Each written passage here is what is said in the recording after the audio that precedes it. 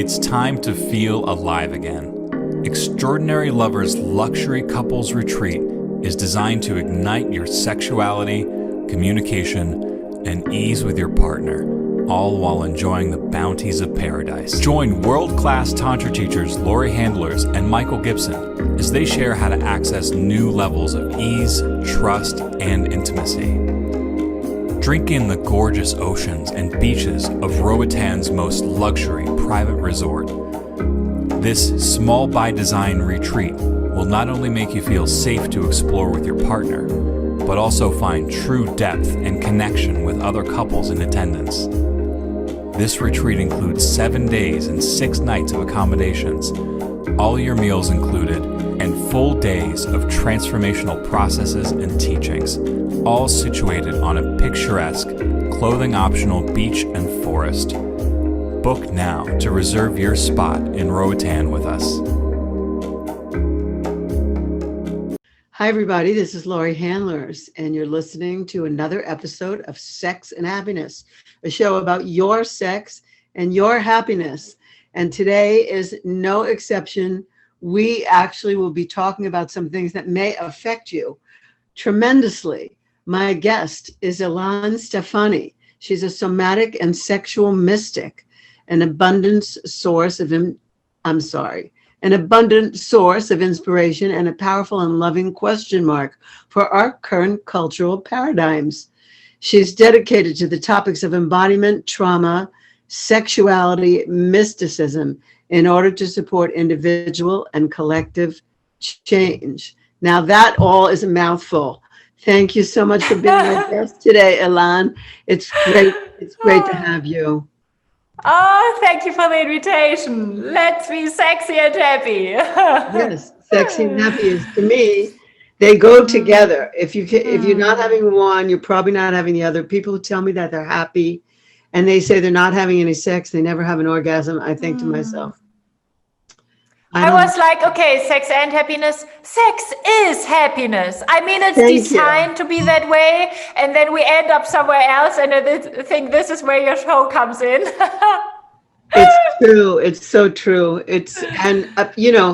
I had a woman call me once. I speak about this a lot. I was teaching a course in sex magic here in Phoenix, 5, 6, 7 years ago. And she called and she said, I want to register for your sex magic class, Laurie. But I don't have to have an orgasm, do I? And I said, yeah, you do. Like, we actually let our intentions go at the moment of orgasm. And she said, oh, no. Wow. I mean, but at the other hand, I mean, okay, we will talk about all of that, but I feel so compassionate about this. Okay, do I have to function when it comes to sex? Do I have to have an orgasm? All of these words, they are so loaded with stress. And I think it's healthy to some extent to say, I'm here for no more stress because stress made me unhappy in the first place. So how about a sexy relaxation into an open, alive definition of sex? I think this is what I'm passionate about. And I think this is where life becomes orgasmic. I mean, life becomes life magic just because we are wired for ongoing eroticism. We are.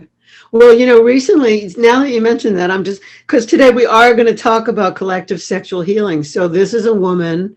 The woman I'm talking about is a woman who was traumatized by orgasm or by having to perform, or she didn't want to talk about it. So I can't even tell her story. But when you speak that way, it's recently come to my attention through my partner that people are addicted to cortisol. Like, he would have bad dreams right before waking up. And then he would wake up thinking, with guns, imaginary guns in his hands, killing off whatever monsters were coming into his dream. And then in the morning, he would have to get that ramped up again. Like, he would go drive somewhere and start yelling at all the traffic and screaming at other drivers, from within the protection of his own car. And then one day he was listening to Joe Dispenza, Dr. Joe Dispenza, and he said, I believe I'm addicted to cortisol. And that's what's going on with me. And I have to break that addiction. So there are plenty of people who don't have pleasure. They have anxiety. The anxiety produces cortisol, and that's normal. Exactly. Yeah. Yeah.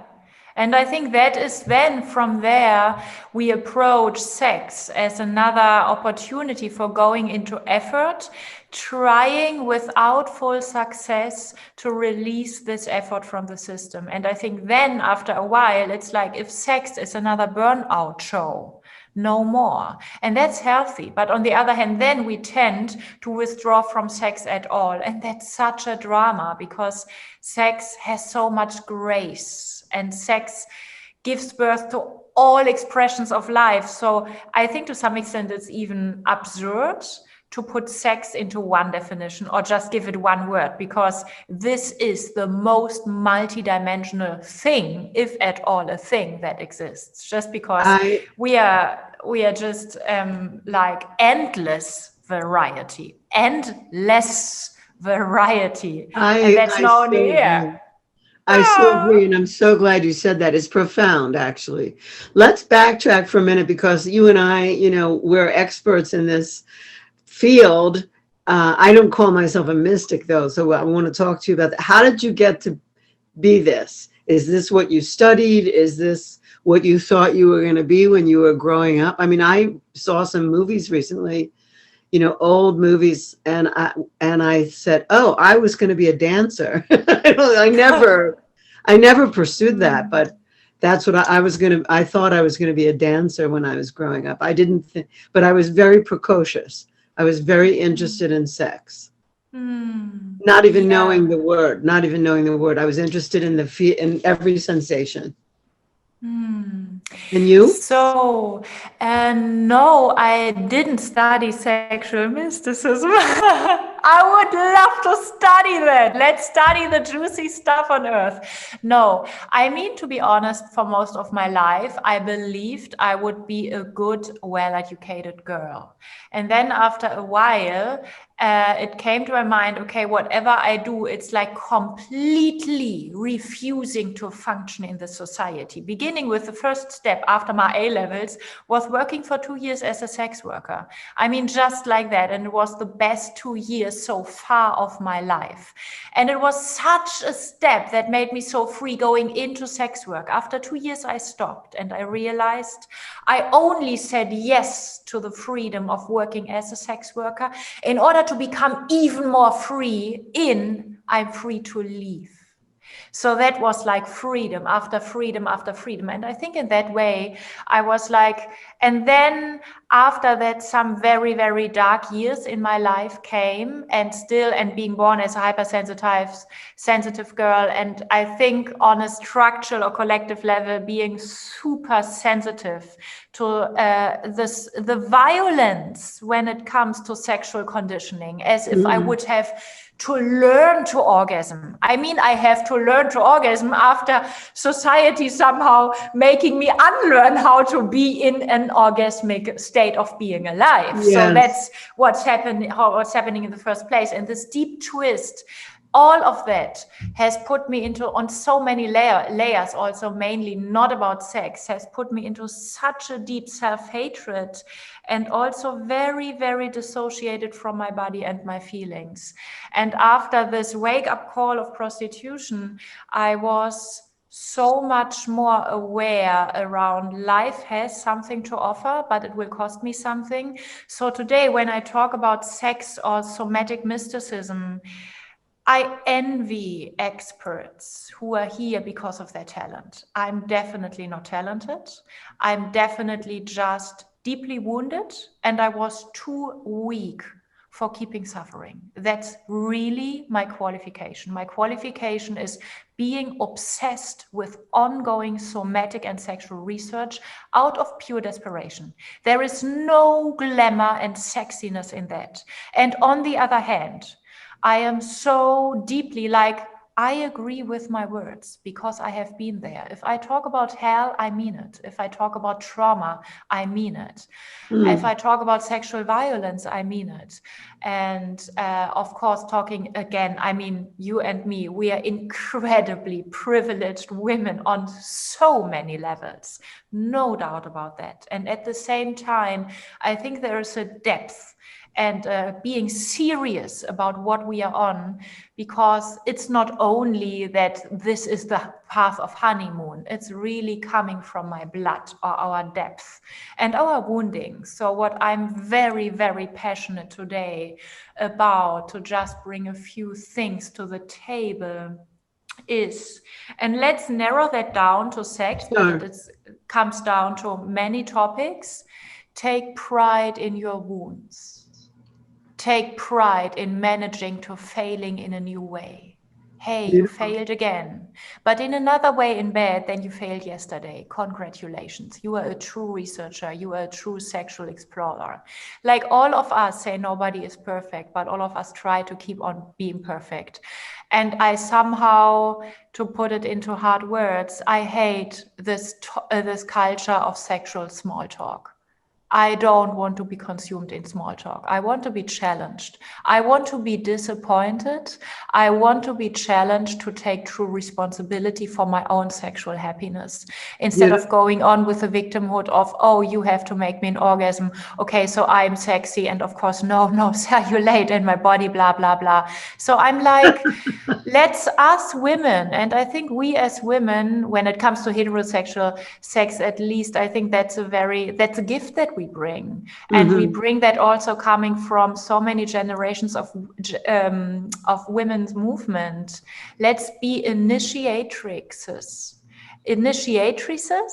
in really failing first, like disappointing first, daring first, speaking up first, trying something new first, being ugly and weird and unsexy first, just because then from there, from offering our own wound to the togetherness field of sexual exploration, we put so much relief and relaxation and de-stress, almost sexual stress detox to the field.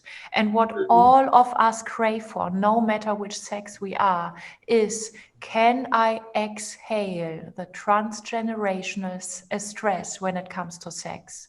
And if we could exhale stress layer after stress layer from our nervous system, and that is why I'm so passionate about somatic trauma research as well, we would unfold the orgasmic potential of our nervous system naturally. You have said so much, like you didn't say that many sentences, but you said so much. Exhaling our collective trauma, being the first to fail, being the first to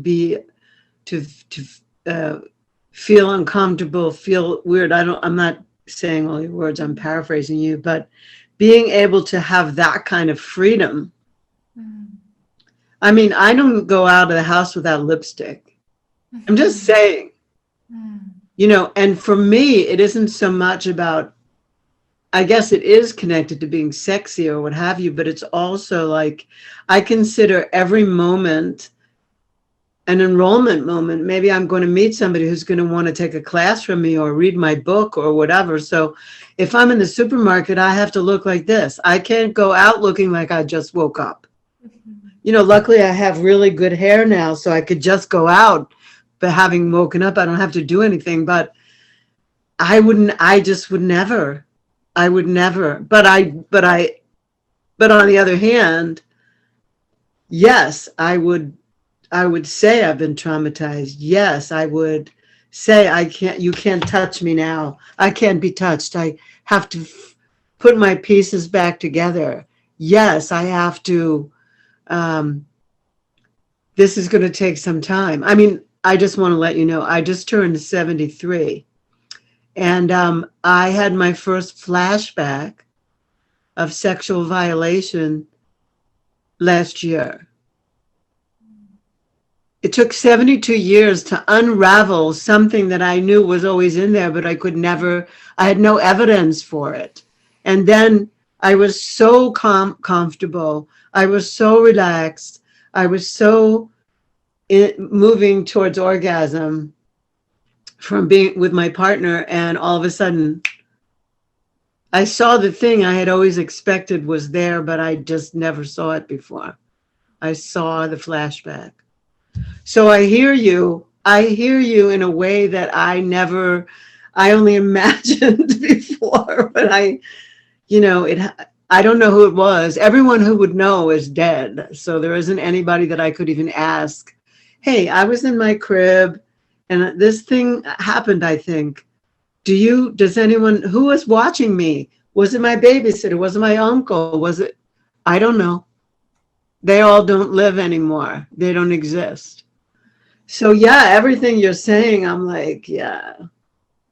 And then all the stuff that's passed down in the umbilical cord, all the people who have been violated in the ancestry, and then all that trauma comes right through the umbilical cord, right into us and shapes our reality before we even know how to talk.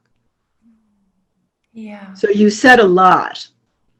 And it's amazing that you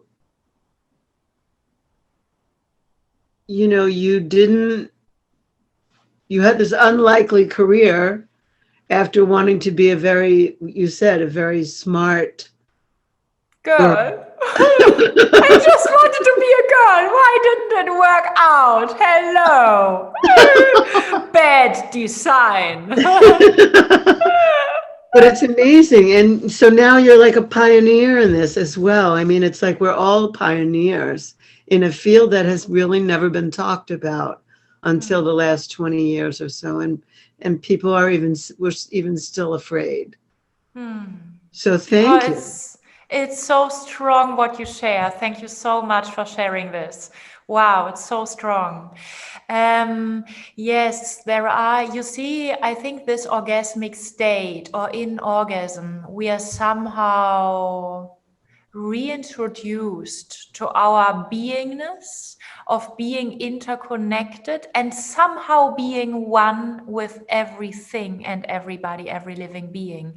And that, of course, goes through time and space. So it somehow opens up to the innate wisdom and also the innate heritage in our nervous system. And in that way, I mean, it's then like, we are all one, woo-hoo-hoo, sexy time. Unfortunately, the same truth is true in the darkest night of your life. Right. We are all one. We are all one. What you know is beyond words in terms of bliss and beyond words in terms of hell.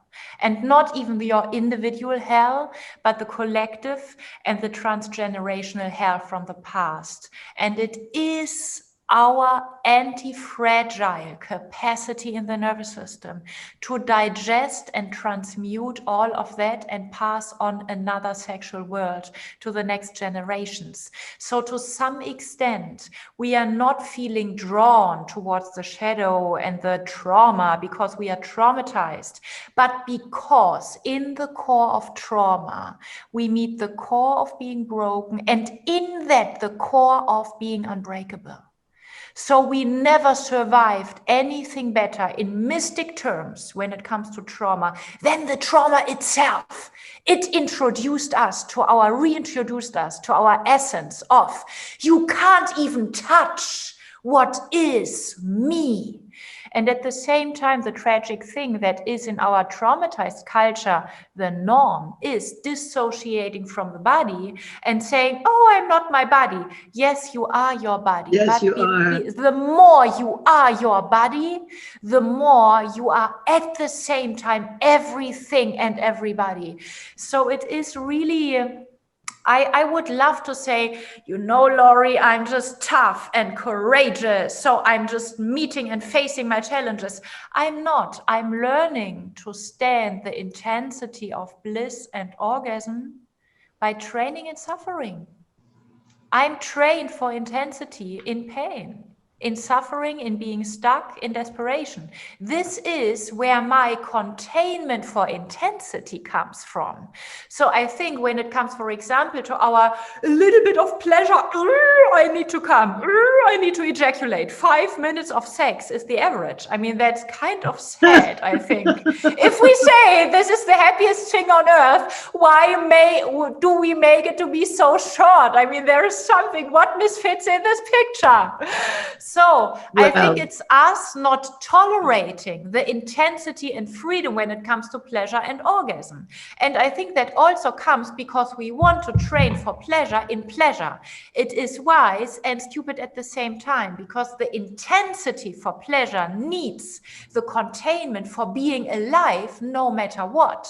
And when we exclude from life the flashback, the night, the being scared, feeling alone. When we say sex has to be about sexiness, then we make it to be a small talk thing. So that is why one thing of my, I could say, foreplay tips would be start with something that is weird, a bit over the top, and not at all pleasing your partner. Just because then you enter the dance of the two of you with something where you go into your natural glow of freedom, instead of your conditioned glow of, oh, I'm a sexy girl and you are a sexy boy, let's have sex. And I think it's really, I think, yeah, but I think especially women, we wait for feeling super safe with daring something new. And if you dare something new, there is no safety. No. There is no safety. And no. Yes, your nervous system needs safety for orgasming and needs safety for ecstasy. But this safety is you feeling safe with yourself. I was just going to say to you, safety is an inside job. Exactly. Like to exactly. me, I bring the safety. Nobody else, my partner doesn't bring this. My partner would like to believe that he brings the safety. Yes. But I bring the safety. It's my And it's wonderful if he supports your safety. Yes. And I think it's way easier for men to feel safe with themselves if they are in contact with a female nervous system in this wounded culture that is safe in herself, and that is her job. And the less we approach our partner for making us feel safe, the more we put men into the position that we say we want them in. And that is a natural state of self-confidence, because they can relax. They are not too much with their power because I feel safe with myself. And I think that's such a gift that we can learn. It's an art. Be safe with yourself first. And the good news is, I mean, it's not that long ago, and we have been a tigress and a tiger. We haven't been humans for a long time, right? We have been a tigress and a tiger. And know what? In a jungle, a tigress is the queen of the jungle, and the tigers wait, and they are happy to wait. It's like sex and happiness. Oh yes, we are waiting for the tigers, and the tiger is like, let's see, woohoo! And that's she's safe with herself, and that is how it is. How it works. So that's so good. It's so fun. Yeah. Oh, let's tolerate more fun in our life. Lightness, and I think tolerating lightness in a paradox beautiful way comes from us stop talking around. We are wounded, and that's okay. And we have everything it needs to be orgasmic, even though, and to keep growing, and to be so gifted by being wounded and human. Yeah. If we could bring that to the table, I mean, that is for me something really sexy when it comes to sex. Really sexy. Because it's new every time. Well, I think, I want to say this to you. I often tell people that they, when somebody is doing self-judgment, I say to them, you're looking at yourself with the wrong eyes. You should try to look at yourself through my eyes. When I see you, I just see this amazing creature. But when you look at you, you have a microscope. So you can microscope down into all the hiding places and see all the wounding and feel not okay. But nobody else sees that. Everybody else sees you, more in totality. The eyes that are focusing on self are wrong. Like they're just too critical. It's like a skewed microscope, and I feel like other people give each other the benefit of the doubt. I think whatever. I guess I feel like safe people who have safety inside, see each other and they give each other the benefit of the doubt. Maybe not everyone does, but yeah. So what should we do? We've defined the problem, and it's been going on for forever. What should we do? How can we heal collectively? Like more than like I've healed individually, and then I keep uncovering more stuff that still needs to be looked at by me. It needs air anyway. It needs some air. I don't know that I can do anything about that flashback that I saw. I don't even feel to do emotional release about it because I can't even get my arms around it. It's just like a glimpse I saw. But what can we do to heal collectively? Like I'm doing what I'm doing and I'm spreading, my knowledge to many, many people. But even so, I see them a few years later. And if they don't continue, if it's not a continual thing, maybe you have some ideas about this. To me, if I'm not practicing emotional release on a continual basis, if I'm not letting go of that which I stored from wherever, I don't have a chance. And no one has a chance with me either. Like if I'm not letting stuff out, it's very hard for me to take anything in. So that's my solution, but you may have some other solutions. I know that if I see people a few years later, if they've done all my classes and then I see them and it's like 10 years later, they're like resigned or they're complacent. They get in a relationship and then they pretend that none of that other stuff ever happened, and then they like kind of. And I go, how can you just stop doing your practices? Yeah. How's your orgasm lately? Yeah.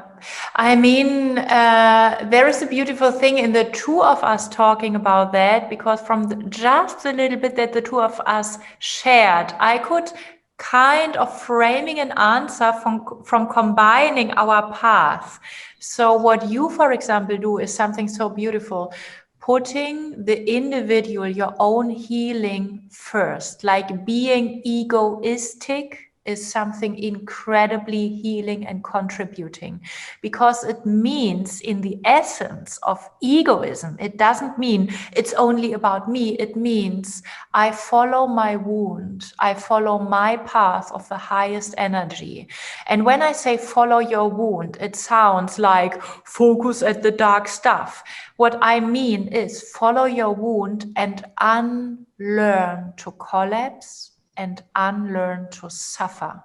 Follow your wound in order to be taught about being infinitely powerful and insanely smart and intelligent since millions of years in your nervous system to digest. And there is a post-traumatic growth that you can't access before you access the field of wounding. And it's a collective feeling. It's not about, oh, what a pity I haven't been violated. Congratulations. I hope there is no person around that is violent at the same time. It might not be like that, but follow the collective and or individual healing and unlearn to collapse, unlearn to suffer. Instead, start shaking, start vibrating, start going into emotional release. Whatever works for you, keep on going. Don't change a winning horse. And then after a while, this ongoing process, it will change because it makes you more alive, and alive things tend to change just because they love to be new and new and new, just like the rest of sex and life. Yes. And the next thing is, then what you mentioned happens naturally, a natural energetic transmission to the world around. Nobody of us radiating in a healing mode can hinder that from happening. Not everybody starts a podcast, but you do. So your individual healing, I mean, boom, Laurie, you are the best example for I took myself first, and that positioned me in being in a position of incredible service to so many people in the course of so many years. So I think that's in itself speaking for itself. But I might not be wired for a podcast, so I am walking as an energetic transmission anyway. To some extent, we are walking teachers for each other anyway. Exactly. We teach each other to keep on suffering. We teach each other to be shitty, or we teach each other to be incredibly radiant, sexy, and orgasmic just by nature. And what I want to add from my story is, there is something where I also promote, I follow my wound, and it's about egoism in the essence meaning of this misunderstood term. It's me first, and that puts me into a position of service. And after something like 10 years after me stopping as a sex worker, I wrote a book about it, first in German and then in English. And during writing, I remember very clearly a phase where I was like, okay, when this book is published, I will keep on living for 2 years. And then a man on the street in Berlin will come and will shoot me. Because what I offer in this book, and the position that I say, no, I'm not a sex goddess. I'm not wounded. And I'm not a victim. I'm not talking about the sex worker. I'm talking about you, society, because you are creating sex work. Sex work isn't good and it isn't bad. It is the most perfect reflection of society, and it will keep on existing until you, society, stop producing it. It's not good. It's not bad. I just love sex work because it's a true mirror for you, yourself, society. Yes. So I was like, I refuse every role that is okay for a sex worker. I refuse the victim, and I refuse the sex goddess, and I refuse the woohoo, this is about hardcore porn. And so I was like, I will be shot for that, because it's the taboo of being smart and on point and not offering a dialogue before I force people to listen to the prostitute. Not to me, but to the prostitute, Yes. the other one, etc. The archetype, but you're talking about an archetype. Exactly. And I was like, if you consume me as a kind of concept, no, this is not for you, go.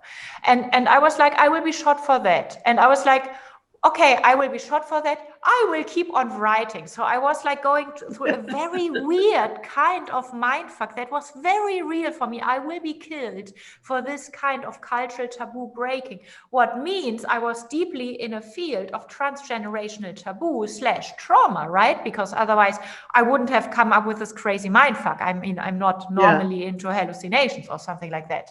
And then there was an overwhelming resonance in the audience around, thank you so much. I never went into a brothel, and I deeply, deeply resonate. What you taught me about myself, Ilan, is something that I didn't know. And I start loving me as a man. And I was like, wow. So this is what can we do? We can get a taste of us following our wound and sharing our wound, and the insane amount of gratitude and relief that comes as an echo and as a resonance after time from the surrounding, because everybody suffers when it comes to sex or any other topic from, in order to be okay for the outer world, I have to be suppressed in my inner world. Everybody in this civilization suffers from that. So if we say, I offer you my bleeding parts of my inner world, and it's ugly and it's wounded and it's weak and it's strong, it's too much and it's not enough, this is what I can offer. I can offer you your right to judge me. I do not offer you that I will say you are right, because I deeply love myself no matter what. And this is my trembling heart, and this are my trembling genitals, and this is all I have, my trembling, vulnerable, sacred nudity, being naked. And if we come to that, we somehow come with, I am so opened, I am so vulnerable, you can tear me into pieces and you are not able to harm me in my essence, because I have been here first and without you. And this is something, if we invite people into that, we get every response on earth, but the main response is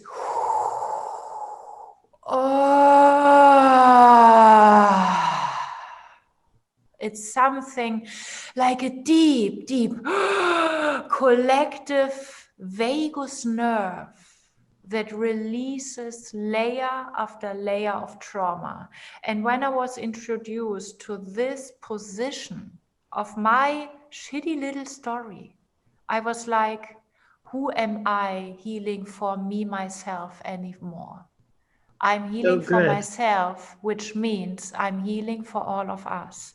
And thank you for crying today. And thank you, Laurie, for doing your emotional release, because you are doing that as a contribution to my healing path. This is how we are energetically transmitting information of healing through the globe anyway. And the privilege around this very challenging era is we are interconnected in the most real way. I mean, we are interconnected via Zoom. The whole world is happening on Zoom. Yes. So how visible can it become? We are here for being sharing contributions, and sharing and doing the first step first. It's not something that is a safe game. It needs you being somehow introduced to your own courage and your own woundedness first. So for example, it was so beautiful when you said, oh, sweetie, you should see yourself with my eyes. It's okay. You are going with a microscope. And I was immediately going into some kind of, let's say, experiment, because I'm like a lot into experiments. Like I imagined myself immediately sitting here completely naked and like completely not into, and she sees that I'm beautiful, but she sees whatever she sees. It's her. And I'm sitting here no matter what. She might say, oh my God, you are a goddess. And she might say, oh, you are disgusting. No matter what she's saying, everything is another opinion. And opinions are not happy and opinions are not sexy. They are just opinions. Exactly. So it's like we are talking in words about things that are somehow happening underneath of words and beyond of words. And at the same time, if we know that about the nature of words, then even language can become this erotic dance and become this kind of seduction for the sexiness of truth and the essence of sex and the essence of happiness.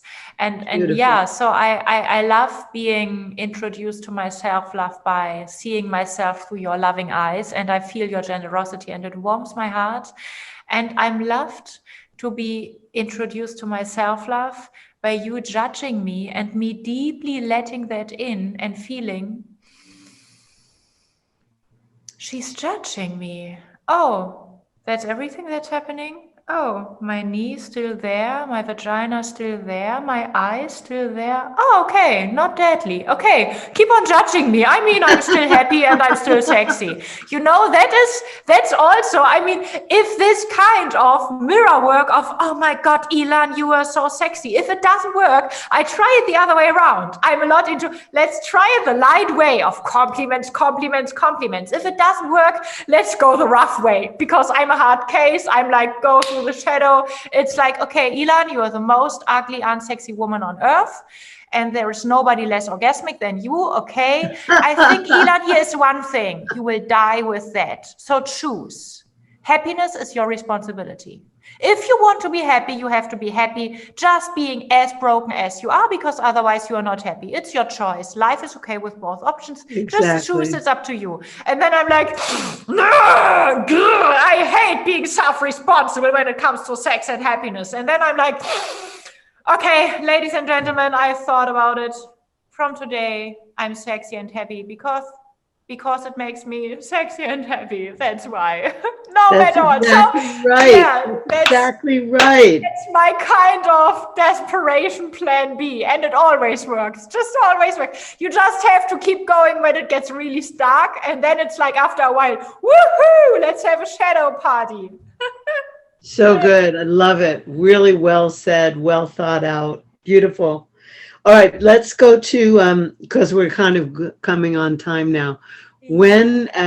How can people get in touch with you? Where can they find, your book? Where can they find your writings? How can they find you? Because I found you, or you found me, at the Embodiment Festival. But that's not for that won't start again until another amount of time. So where can people just find you, get your stream of consciousness? I mean, it's super easy at the moment about my website, ilanstephanie.com.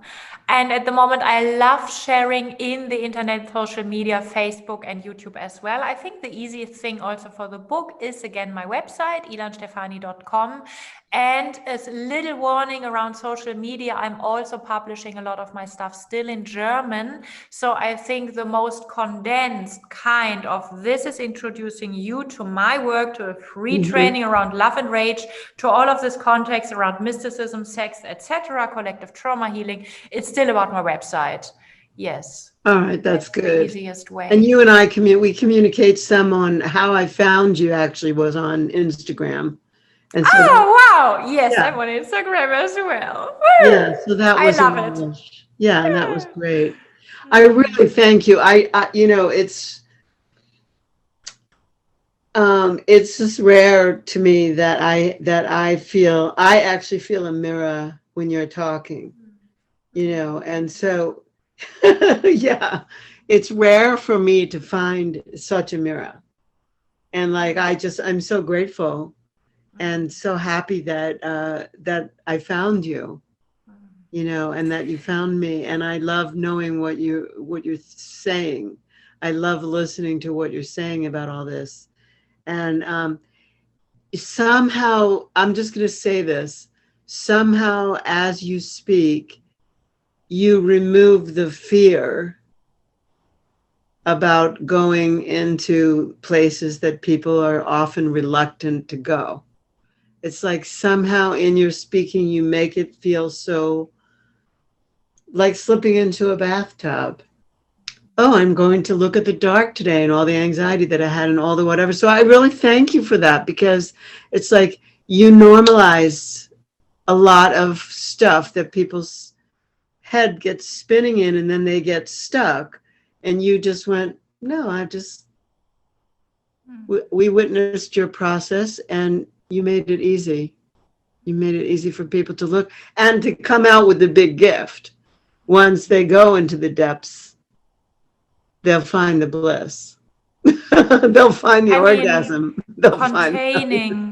Containing the unsexy stuff is the foreplay for you learning to tolerate how incredibly powerful, blissful, orgasmic, and limitless you are. So it's like we are always trained in terms of intensity of energy, and we are somehow trained in the dark fields, but only as a foreplay for the intensity of light. So like love and light is no blah blah. That's really something that hits us with full force, and it needs preparation because we come from 4,000 years or something like that of energetic collective depression, and it needs time to retolerate our essence. But at the same time, there is nothing else in us that is craving more for change than this layer of cultural heritage, and we are going there because we know that we can handle that. And one more thing or message maybe is what we feel the most alone with and the most alienated with is what makes us be connected to everybody around, or let's say this is what we share with just everybody. The deep feeling of, oh, it's only me. It's just about me. This is only me. It's only true for me. I'm the only one struggling with this. Right. There is no more common thing than exactly this. So what a bomb in your hand, what a gold chamber in your hand, just by having your secret. It's like you and me talking about that, having secrets. Everybody listening to this, having secrets. All of us are walking gold chambers. We are walking gold chambers. And we can't start sharing gold. We will start sharing wounding, bleeding shadow. And this is the gold. But the gold has the dignity of, I will unpack myself in time because it's about me. And it's like the essence of egoism is selflessness, selflessness, selflessness. Me first means let me be of service. May all beings be happy. So in that way, I think also your sex magic, orgasmic magic, it's so true. And it is a script that gives words to the thing beyond the words, which happens anyway. Let me be of service. Let me be of service. Right. So good. Well, thank you so much for this rich, really rich, beautiful conversation. Thank you for being. Thank you for being. Thank you, Laurie. I deeply, deeply want to say thank you to you, to your healing journey, to this podcast, and something on a collective level. I mean, I am in such a privileged position as a woman, having so many women in my background that we nowadays inherited as well. Women after women after women, generation of women standing up for sexual freedom, feminine bliss, and deep trauma healing. And I think this is just something that I want to celebrate because it's so rich in the field that you create, and I think also in your biography. And it's something that I want to celebrate. We inherit bliss after bliss. Every orgasm that we have, every happiness that we have, every laughter that we have is something that will be passed on as well. So it matters. So good. Being happy and being sexy matters. It's a political thing. That's right. That is so. All right, my dear. Thank you so much for being my guest on Sex and Happiness today. Everybody else, please tune in next time when I will have another amazing guest. You know that I have amazing guests. Next week will not be any different. It'll be also amazing, something for you to sit up, wake up, stand up for. So this is Laurie Handlers saying bye-bye. Thank you for listening to Sex and Happiness.